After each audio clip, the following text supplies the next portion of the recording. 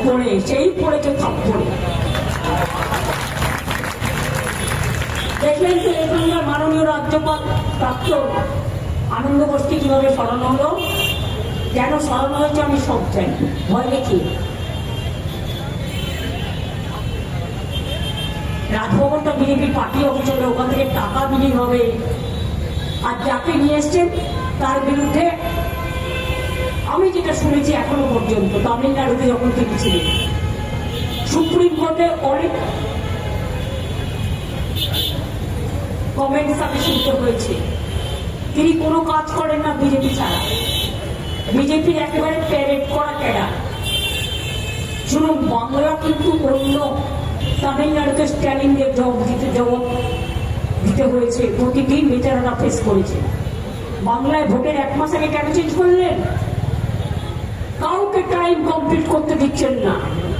যা করেছেন ধনকরকে, ধনকর গাই করেছিলেন, বিজেপি কি করেনি? তাকে এখান থেকে নিয়ে গেলেন ইলেকশন করার পরে উপরাষ্ট্রপতি, তারপরে নজরবন্দি, নোটবন্দি মতো ভোটবন্দি, নোটবন্দি, নজরবন্দি, গৃহবন্দি। অজিত পাওয়ার আমি যখন বললাম যে ভালো করে ইনভেস্টিগেশন করা উচিত, অনেকেই তখন বলেছিলেন কেন আমি এই কথা বলছি, যা বলেছি তত সত্য, প্রমাণিত হয়ে গেছে। আনন্দবাবুকেও এখানে নিয়ে এসেছিলেন, তাকেও সরিয়ে দেওয়া হলো। কারণটা যদিও আমি জানি, কিন্তু আমি বলবো না, কিন্তু তাকে চেক করা হচ্ছে, এটুকু আমি বলবো। অনেকে তো চায় না রাজভবনটা বিজেপি পার্টি অফিস হোক, ওখানে বিজেপির টাকা ডিস্ট্রিবিউশন হোক, সবই তো করে। এরা নৈতিকতা মানে?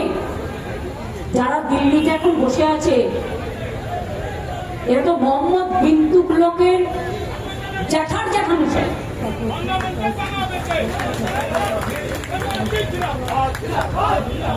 তো টিম করে জ্বলছে, তার এত তেল, তেলের দাম বেড়ে যাচ্ছে, ওদের তেল বেড়ে যাচ্ছে। জিজ্ঞেস করুন এত কিসের অহংকার? আছে তো চন্দ্রবাবু নাইডু প্রয়ারিটিতে, টিম করছো। কাউকে ভয় দেখাচ্ছে ইমপিচমেন্ট করবো, কাউকে ভয় দেখাচ্ছে এখান থেকে ওখানে প্রমোশন করে দেবো। ভয়ে ফুটিয়ে থাকলেও আমরা ল্যাজ গুটিয়ে পালানোর লোক নই। আমরা ছিলাম, আছি, থাকবো, আর আপনাদের মুখোশ খুলে দেবো। এইটুকু আমার এখন বলার ছিল। আমি সংবাদ মাধ্যমকে সকালেই মেসেজটা দিয়ে দিলাম যাতে তারা জানাতে পারে। আজ থেকে কিন্তু এপ্রিল মাসের 1 যেটা দেওয়ার কথা ছিল, আজ থেকে সেটা ঢুকবে। লক্ষ্মী ভান্ডার অলরেডি মার্চ থেকে ঢুকে গেছে,